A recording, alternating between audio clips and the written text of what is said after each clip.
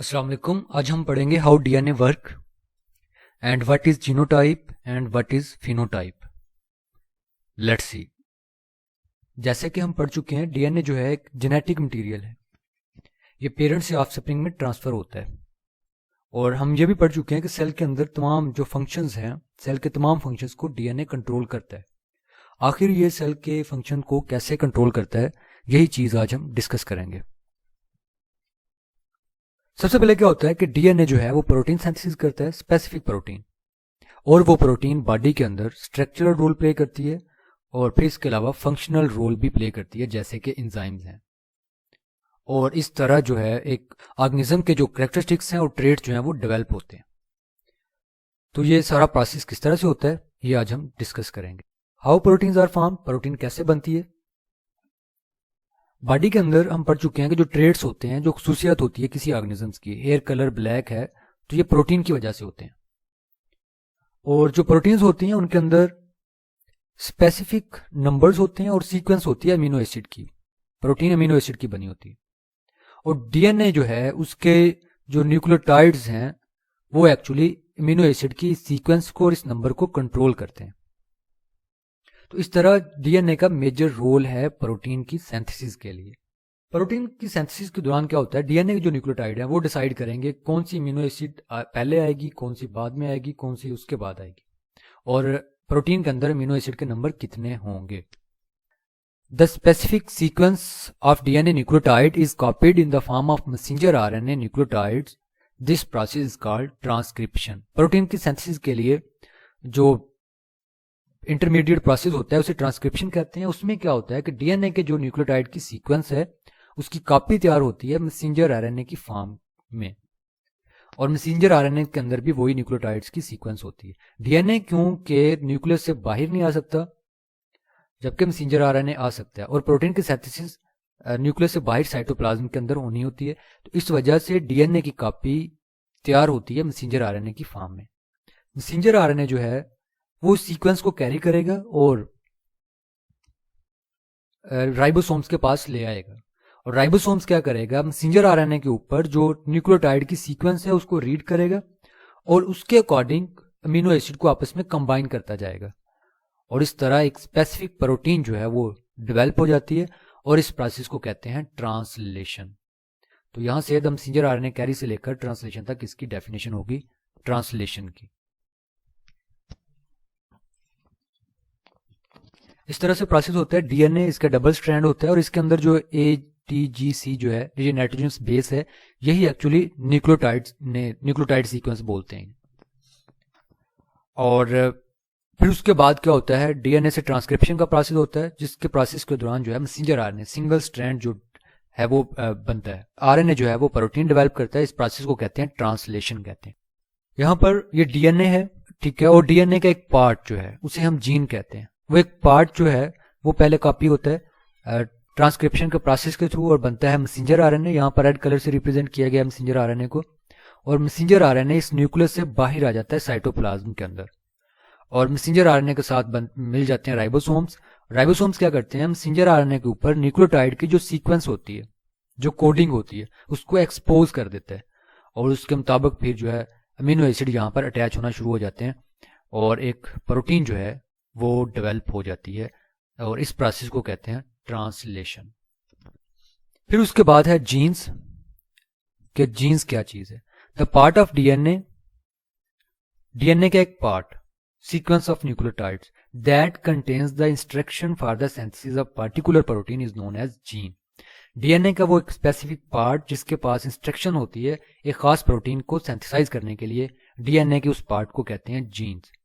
और एक डीएनए के अंदर, क्रोमोसोम्स के एक डीएनए के अंदर जो है थाउजेंड्स ऑफ जीन्स हो सकते हैं। ये एमसीक्यूज है, येलो कलर से रिप्रेजेंट किया गया और डेफिनेशन को रेड कलर से रिप्रेजेंट किया गया।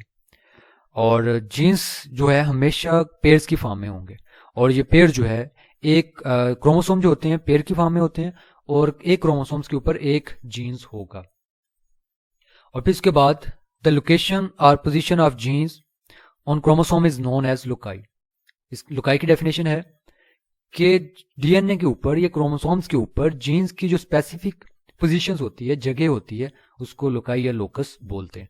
और इस तरह हमें डीएनए के ऊपर या क्रोमोसोम्स के ऊपर जीन्स को ढूंढना इजी हो जाता है जब हमें उसकी लोकस का पता चल जाता है। यहाँ पर ये डीएनए है, यहाँ पर एक डीएनए का जो ये वाला पार्ट है ये ए जीन है और ये दूसरा बी जीन है। जो ए जीन है ये एक स्पेसिफिक ए प्रोटीन जो है वही सिंथेसाइज करेगा और बी जो है ये दूसरी प्रोटीन सिंथेसाइज करेगा। फिर उसके बाद फीचर्स ऑफ जीन्स, जीन्स की कुछ खसूसियात। हर एक जीन जो है खास ट्रेट, एक खास खसूसियत जो है एक ऑर्गेनिज्म की उसे डिटरमाइन करता है। और एक इंडिविजुअल्स के अंदर जैसे हम पढ़ चुके हैं पहले, वन पेयर ऑफ जीन्स होता है एक ट्रेट के लिए, एक खसूसियत के लिए। जैसे कि हेयर कलर ब्लैक है उसके लिए जीन्स का कम से कम एक पेयर तो लाजमी होगा। आइज कलर है उसके लिए एक अलग जीन्स होगा। ब्लड ग्रुप है उसके लिए अलग से जीन्स होंगे। और आसानी के लिए हम जीन्स को रिप्रेजेंट करते हैं इंग्लिश अल्फाबेट लेटर से या किसी सिंबल से, अलामत से। और जीन्स हमने पढ़ा है पेयर की फॉर्म में होते हैं और दोनों पेयर सेम भी हो सकते हैं एक इंडिविजुअल्स के अंदर। और अगर सेम होंगे तो उसे हम रिप्रेजेंट करेंगे कैपिटल ए और कैपिटल ए सेम वर्ड से, ठीक है, या स्मॉल ए या फिर कैपिटल बी या कैपिटल बी। और ये डिफरेंट भी हो सकते हैं, जैसे कि एक पेयर के अंदर दो अलील जो है कैपिटल ए और स्मॉल ए, कैपिटल बी और small B. It means that the gene expression is more than one alternate form. यहां पर हमने देखा कि जीन्स जो होते हैं एक से ज्यादा फॉर्म में होते हैं एक ट्रेट के लिए, खास खसूसियत के लिए। In the above example, capital A and small a are the two alternate form of a gene and capital B and small b are the alternate form of another genes। यहाँ पर हमने देखा कि जो कैपिटल A है इसकी alternate मतबादल form जो है स्मॉल a है। ये दोनों एक दूसरे के अल्टरनेट हैं और इसके लिए फिर जेनेटिक्स के अंदर एक स्पेसिफिक टर्म यूज की जाती है, उसे कहते हैं अलील्स। अलील्स की डेफिनेशन करोगे यहाँ से, the alternate form of a gene are called alleles. Genes की जो अल्टरनेट फॉर्म होती है उसे हम अलील्स कहते हैं। और इंडिविजुअल्स के अंदर जीन जो है उसके जो दोनों अलील्स हैं वो डिफरेंट भी हो सकते हैं, जैसे यहां पर रिप्रेजेंट किया गया है कैपिटल ए और स्मॉल ए। और फिर उसके बाद जो एक इंडिविजुअल के अंदर अलील ए होगा वो होमोलोगस क्रोमोसोम में से एक क्रोमोसोम्स के ऊपर मौजूद होगा और जो दूसरा अलील है स्मॉल ए से जिसे रिप्रेजेंट किया गया वो दूसरे क्रोमोसोम्स के ऊपर मौजूद होगा, जैसे इस डायग्राम के अंदर रिप्रेजेंट किया गया। ये दो होमोलोगस क्रोमोसोम्स हैं, सिमिलर क्रोमोसोम को हम होमोलोगस क्रोमोसोम बोलते हैं। और जीन्स का एक पेयर जो है, एक जीन्स यहां पर मौजूद होगा और दूसरा जीन्स जो है वो यहां पर मौजूद होगा। ये दोनों जीन्स जो है आपस में अलील कहलाते हैं। कैपिटल ए और स्मॉल ए और कैपिटल ए दोनों एक दूसरे के अलील हैं। और जब म्योसिस के प्रोसेस के दौरान क्रोमोसोम सेपरेट होते हैं और उसके साथ साथ क्या हो जाते हैं, अलील भी सेपरेट हो जाते हैं। और जब गमीट्स बन रहे होते हैं म्योसिस के प्रोसेस के दौरान, और जब गमीट्स दोनों दोबारा आपस में यूनाइट होते हैं फर्टिलाइजेशन प्रोसेस के थ्रू, जाइगोट बनता है, तो उस दौरान क्या होता है कि जो अलील्स हैं वो दोबारा पेयर्स की फॉर्म में आ जाते हैं। फिर उसके बाद genotypes and its types. Specific combination of genes in an individual is known as genotype. एक इंडिविजुअल्स के अंदर, एक शख्स के अंदर जीन्स की एक स्पेसिफिक जो तरतीब होती है उसे हम जीनोटाइप कहते हैं। जिस तरह मोबाइल के अंदर सॉफ्टवेयर होते हैं, इसी तरह ऑर्गेनिज्म की बॉडी के अंदर सॉफ्टवेयर होते हैं, उन्हें जीनोटाइप कहते हैं। इसकी टू टाइप्स है, एक है होमोजाइगस, दूसरी है हेटेरोजाइगस। इस कंसेप्ट को समझने के लिए यहां पर हम एक एग्जांपल देखते हैं एल्बिनिज्म की। एल्बिनिज्म वो कंडीशन होती है जिसमें किसी ऑर्गेनिज्म की बॉडी के अंदर पिगमेंट्स जो बनते हैं, जो स्किन को एक कलर देते हैं, ब्राउन कलर या दूसरा कलर, डार्क कलर, वो एब्सेंट होते हैं। तो इस वजह से इस डिजीज को हम एल्बिनिज्म बोलते हैं, फलवेरी बोलते हैं उर्दू में। दूसरे ट्रेड्स की तरह जो ये स्किन कलर पिगमेंट जो है ये भी पेयर ऑफ जीन से कंट्रोल होता है। और इस पेयर्स को हम टू अलील जो है इनको हम रिप्रेजेंट करते हैं कैपिटल ए और स्मॉल ए से। और जो ये दो अलील्स हैं इसकी तीन कॉम्बिनेशन बन सकती हैं, जैसे कि कैपिटल ए दोनों कैपिटल हो सकते हैं, उसमें एक कैपिटल ए और एक स्मॉल ए हो सकता है, और इसमें एक दोनों जो है स्मॉल ए हो सकते हैं। तो फिर इस सिचुएशन को देखते हुए फिर इन्हें एक स्पेसिफिक नेम दिया गया और इन्हीं की कॉम्बिनेशन की बिना पे जो है इसकी जीनोटाइप की टाइप्स जो है वो डेवलप की गई। The genotype in which gene pairs contain two identical alleles is called homozygous genotype. वो वाली जीनोटाइप जिसके अंदर जीन्स पेयर की फॉर्म में हो, आइडेंटिकल सिमिलर जीन जो है, जिस तरह कैपिटल ए, स्मॉल ए और स्मॉल ए, ये एक पेयर है सेम है, ये दूसरा पेयर सेम है। तो इस तरह के कॉम्बिनेशंस को हम कहते हैं होमोजाइगस जीनोटाइप। और वो वाला जीनोटाइप जिसमें जीन पेयर जो है टू डिफरेंट अलील हों, जिस तरह कैपिटल ए और स्मॉल ए, ये इसकी एग्जांपल।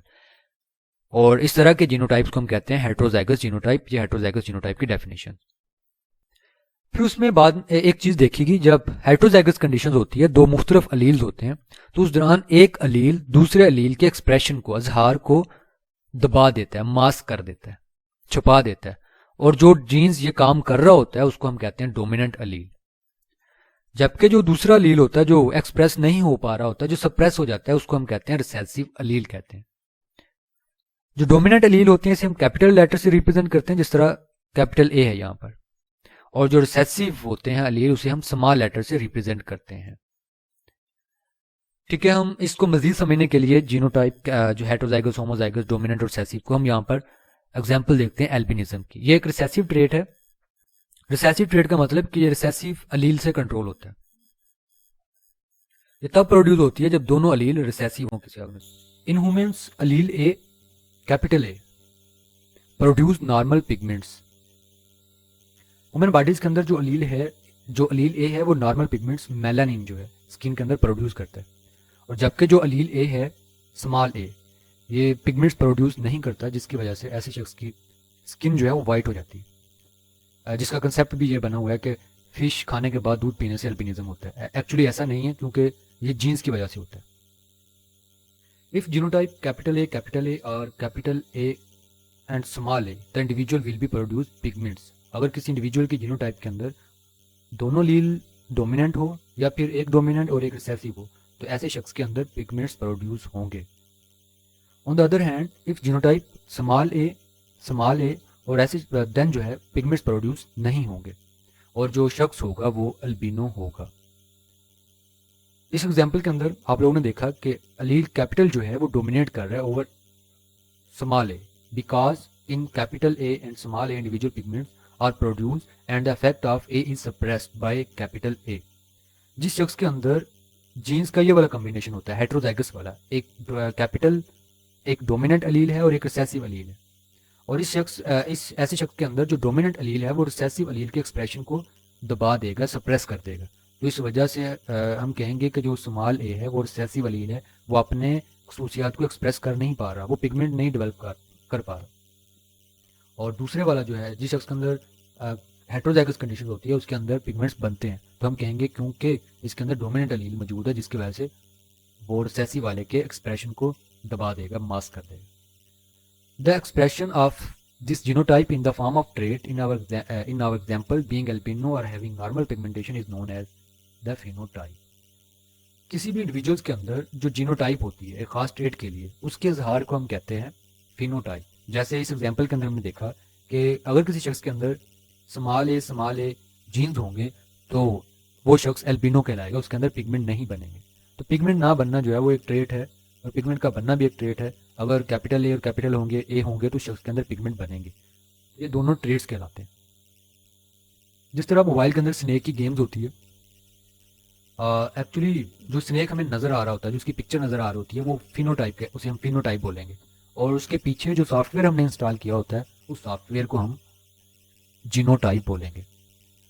यहाँ पर वो बता रहा है कि जो डोमिनेंट अलील है वो सिर्फ रिसेसिव अलील के एक्सप्रेशन को सप्रेस करेगा, लेकिन उसकी जो नेचर है वो चेंज नहीं होगी। ठीक है, ऐसा नहीं होगा कि अगर डोमिनेंट अलील आ गया तो रिसेसिव अलील को ख़त्म कर देगा, ख़त्म नहीं करेगा, उसकी केमिस्ट्री चेंज नहीं करेगा, वो मौजूद रहेगा लेकिन एक्सप्रेस नहीं हो पाएगा। तो ये था आज का टॉपिक।